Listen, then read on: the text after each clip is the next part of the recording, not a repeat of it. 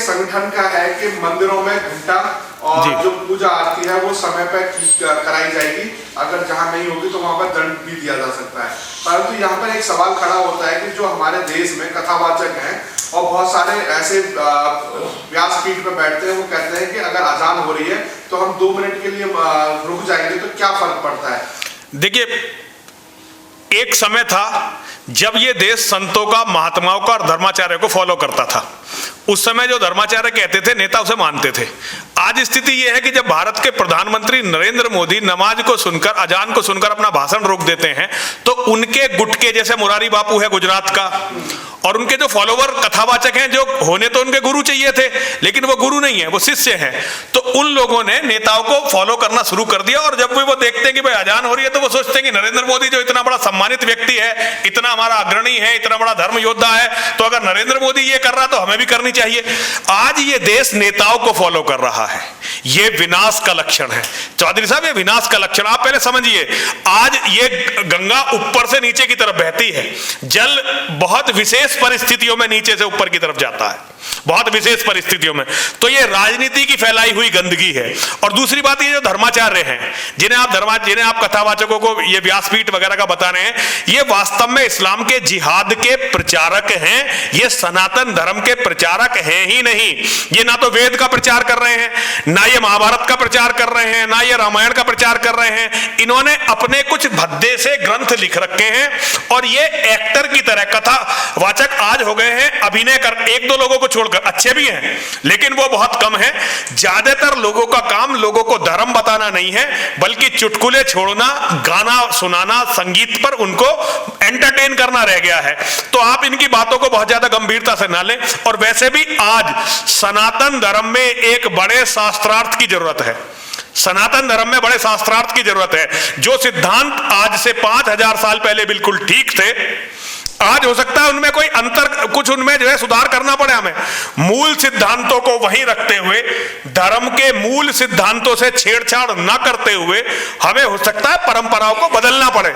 तो उसके लिए तैयार रहिए और उसके लिए उन धर्माचार्यों का साथ दीजिए जो इसके लिए प्रयास कर रहे हैं। एक, जैसे भाई साहब ने अभी फिल्मी जिहाद की बात बताई, मैं आपको एक बहुत गहन जिहाद की बात बताता हूं। अगर आप, एक रहीम नाम का एक व्यक्ति था, मुसलमानों का सिपहसालार, और एक रसखान नाम का व्यक्ति था, आप अगर इन दोनों के होने से पहले के हमारे धार्मिक साहित्य को देखेंगे तो ना तो हमारा कोई साहित्य दास भाव से लिखा गया था, एक भी किताब हमारी दास भाव से लिखी हुई किताब नहीं है, ना वेद हमारे दास भाव से लिखे गए। वेद का जो मूल वाक्य है वो है इंद्रम वर्धंतो अप्तुरा अपग्नंतो अरावणा करणवंतो विस्मार्यम। पूरे ऐश्वर्य का, शक्ति का संचय करना, बुरी शक्तियों का विनाश करना और पूरी दुनिया को आर्य बनाना, ये हमारे सनातन धर्म का मूल सिद्धांत है।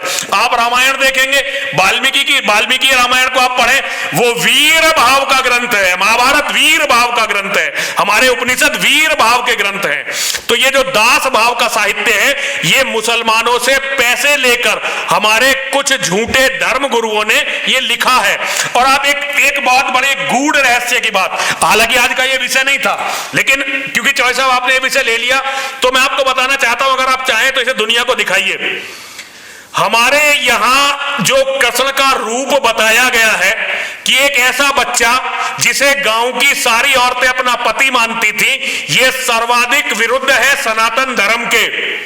मैं जिस गांव में पैदा हुआ हूं, उस गांव की कोई भी महिला मेरी पत्नी को छोड़कर मेरी प्रेमिका नहीं हो सकती। और यदि मैं किसी भी औरत से यह रिश्ता बनाने की कोशिश करता हूं तो सनातन धर्म में इसकी सजा केवल मौत है या गांव से निकाल देना है। ये खाप पंचायतें जो करती हैं, यह सनातन धर्म का नियम था। मतलब उस गांव में जो भी औरत ब्याह के आई है वो मेरी दादी है, मेरी माँ है, मेरी चाची है, मेरी ताई है। और जो मेरे गांव में स्त्री पैदा हुई है, बेटी पैदा हुई है, वो मेरी बुआ है, बहन है, बेटी है। ये रिश्ते हैं। ये अरब की संस्कृति है जहां अपने गांव की औरतों से वैवाहिक और प्रेम संबंध किए जा सकते थे। ये अरब की संस्कृति को हम पर थोपा गया। हम हिंदुओं ने अपने दिमाग का प्रयोग नहीं किया। रहीम का एक दोहा है, देने वाले देते हैं दिन रैन। लोग भरम ऊपर करे तासे नीचे नेन, क्योंकि रहीम के पास मुगलों का अतुलित धन था और वो एक दोहा लिखने के लिए एक असरफी देता था, एक दोहा के लिए एक स्वर्ण मुद्रा देता था। तो उसने अपने हिसाब से हिंदुओं का साहित्य बदलवाया। ये भी जिहाद का एक रूप था। अगर ये जिहाद का रूप नहीं होता तो हमारी हजारों लाखों करोड़ों बहनें लव जिहाद में नहीं फंसती। ये राधा नाम की कोई भी महिला भगवान कृष्ण की कभी भी प्रेमिका नहीं थी।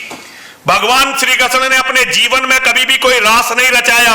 तो जो लोग राधा को कृष्ण की प्रेमिका बताते हैं, जो लोग रास रचैया बताते हैं, वो सनातन धर्म के मूल सिद्धांतों के बिल्कुल विरुद्ध हैं। जो काम मैं नहीं कर सकता, मेरा भगवान कतई नहीं कर सकता।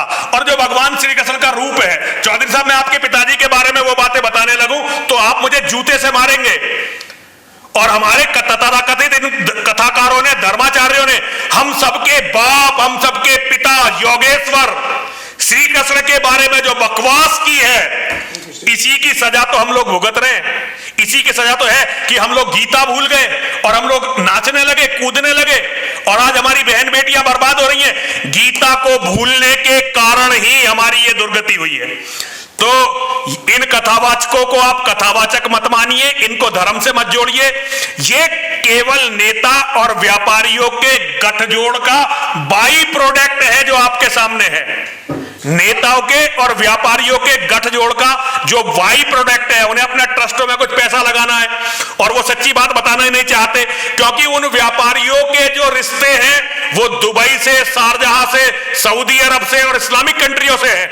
इसी तरह से बहुत सारे नेता हैं जिन्हें दुबई से, शारजहां से, यूएई से, सऊदी अरब से सर्वोच्च सम्मान मिलते हैं, सर्वोच्च सम्मान मिलते हैं। इस्लाम के जिहादियों का एक भी पैसा, एक भी साधन वहां नहीं लगता जहां इस्लामीकरण की संभावना ना हो, क्योंकि हम इस्लाम के जिहाद को जानते ही नहीं है, हम इस्लाम के मूल को नहीं जानते हैं, इसलिए हमें इन बातों का पता ही नहीं है। लेकिन सत्य तो यह है कि हमारे भारत के नेताओं के, व्यापारियों के, धर्माचार्यों के अरब से, सऊदी अरब से और दुबई से क्या संबंध है, इस पर अगर आप एक जांच बैठवा दो तो ये सब मतलब इतना बड़ा बवाल होगा, आप कल्पना नहीं कर सकते। लेकिन भारत में कोई इसको करेगा नहीं। और अब हम एक युद्ध के बीच में खड़े हुए हैं। लोग कहते हैं कि गृह युद्ध शुरू हो जाएगा। गृह युद्ध चल रहा है, केवल हम लड़ नहीं रहे हैं। और मुसलमान 9 साल का भी 8 साल का इंतजार कर रहे हैं कि पहले 2029 में वो अपना प्रधानमंत्री बना ले और उसके बाद वो सबको एक साथ काट दें। तो आप चीजों को समझने का प्रयास चौधरी साहब करिए और चीजों को उसी तरह से लीजिए जिस तरह से एक जाट को, एक चौधरी को, एक भारत के सनातन के मानने वाले को लेना चाहिए। आज जरूरत है कि लोग जिहाद को समझें। और मैं कहता हूं भारत में तो ऐसी फिल्में बननी चाहिए जिसमें मोहम्मद के बारे में डिस्कशन हो। मोहम्मद के बारे में बताओ, मोहम्मद ने क्या किया ये बताओ, और दुनिया में जिहाद ने आज तक दुनिया को क्या दिया है। जिस दिन ये भारत का युवा जान जाएगा, फिर यहां ना नरसिंहानंद की जरूरत रहेगी, ना कर्नल टीपीएस त्यागी की जरूरत रहेगी, ना विनोद जी की, ना रवि रंजन जी की जरूरत रहेगी। फिर ना जिहाद रहेगा, ना झटका रहेगा, फिर सनातन ही रहेगा। सनातन के अलावा कुछ भी नहीं रहेगा। धर्माचार्यों का सबसे बड़ा पाप है, ये हमारे तथाकथित धर्माचार्यों का सबसे बड़ा पाप है कि उन्होंने कभी भी इस्लाम के जिहाद के सामने अपनी छाती नहीं खोली और वो डरकर हमें आपस में लड़ाते रहे। जबकि हम सब भाई हैं, हम सबको मिलकर जिहाद से लड़ना था, लेकिन उन्होंने हमें जिहाद से नहीं लड़ने दिया। उन्होंने हमें बिरादरी के नाम पर, वर्ण के नाम पर, भाषा के नाम पर लड़ा दिया। ये नेताओं ने, हिंदू नेताओं ने और हिंदू धर्माचार्यों ने हमें गिफ्ट दिया है। आज हमारे बड़े बड़े बुद्धिजीवी इन बातों को नहीं जानते। लेकिन अगर मेरी एक बात बाल बराबर भी गलत निकले तो ओम प्रकाश जी, मैं अपनी गर्दन देने के लिए तैयार हूं। महाराज, मैं अभी एक करंट टॉपिक पे जाऊं तो अगर किसान आंदोलन होता है, उसके बाद मुजफ्फरनगर में एक सभा होती है किसान पंचायत के नाम से, और उसमें से अल्लाहू अकबर के नारे निकलते हैं। तो क्या वो किसान पंचायत की नजर? नहीं, देखिए वो किसान, देखिए वो जिहाद है और जिहादी इस समय चाहते हैं कि खालसा सनातन से अलग हो और जाट सनातन से अलग हो। ये खालसा और जाट सनातन धर्म के अभिन्न अंग हैं और ये हमारे योद्धा हैं, ये हमारे वीर हैं, लेकिन ये षड्यंत्र चल रहा है। और इस षड्यंत्र में केवल वो लोग नहीं है जो आपको दिखाई दे रहे हैं, इस षड्यंत्र में केवल नरेश टिकैत और मोहम्मद ज्वाला नहीं है, इस षड्यंत्र में बहुत सारे ऐसे भी लोग हैं जिन्होंने इस किसान आंदोलन को हल नहीं किया और एक जरासी फुंसी को नासूर बनने का मौका दिया। जब आप कभी भारत का इतिहास आज से 1000 साल बाद देखेंगे और कोई निष्पक्ष यदि जांच करेगा तो लोग ताज्जुब करेंगे कि कैसे कैसे षड्यंत्र इस देश में बुने जाते रहे और हिंदुओं के बुद्धिजीवी, हिंदुओं के नेता, हिंदुओं के योद्धा, हिंदुओं के धर्माचार्य हाथ पर हाथ रखे बैठे रहे।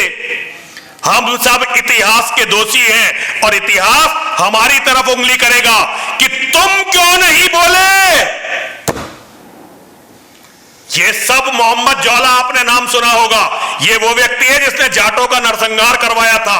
और जयंत चौधरी पैर छूते हैं, जयंत चौधरी, नरेश टिकैत गले मिलते हैं, अल्लाह अकबर के नारे किसानों की पंचायत में लगते हैं। तो ये दुर्भाग्य है और इसके दोषी हम सब हैं, सजा सबको मिलेगी। एक वहां के विधायक भी हैं, उन्होंने मुजफ्फरनगर कांड में ये कहा था कि किसी भी हिंदू की दुकान से सामान नहीं खरीदना है। नाहिद हसन। तो देखिए ये तो कुरान का एजेंडा है, उन्होंने कोई अलग बात नहीं कही, ये तो कुरान का एजेंडा है। अगर जहां आप देखो मुस्लिम बस्ती होती है वहां से हिंदू दुकानदार भाग जाते हैं, कहां मुस्लिम बस्तियों में हिंदू दुकानदार हैं। आज से केवल 80 साल पहले अफगानिस्तान का 80% व्यापार हिंदुओं के और सिखों के हाथ में था।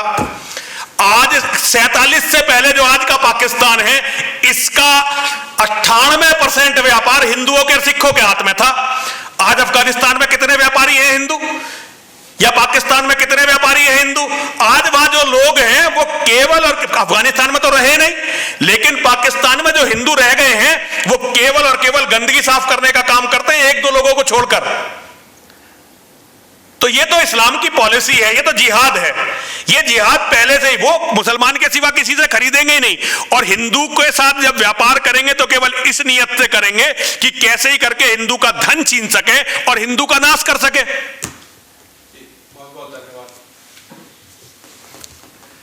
आपका धन्यवाद चौधरी साहब। अगर आप ये वीडियो YouTube पर देख रहे हैं तो हमारे चैनल को सब्सक्राइब करें और बेल आइकन को दबाना ना भूलें। अगर आप Facebook पर ये वीडियो देख रहे हैं तो हमारे पेज को लाइक करें।